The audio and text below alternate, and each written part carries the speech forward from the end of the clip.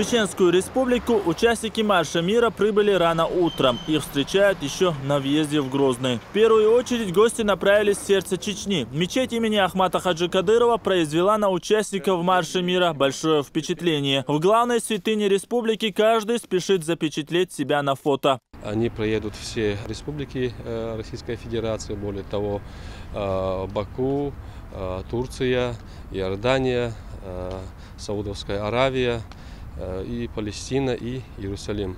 От сердца к сердцу из Грозного гости сразу направились в Аргун. Здесь их встречает настоящий архитектурный шедевр – мечеть имени Аймани Кадыровой. Великолепная по своей красоте и дизайну, святыня у участников марша мира вызвала восхищение и восторг. Здесь они совершили коллективную молитву. Идея возникла после того, как во Франции появились карикатуры на пророка, и возникла большая волна митингов.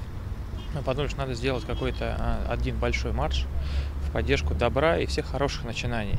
То есть, чтобы было меньше зла и больше добра. Был выбран город Иерусалим, потому что это город авраамических религий, они там все представлены. Разные конфессии могут поехать, ни у кого не будет конфликта.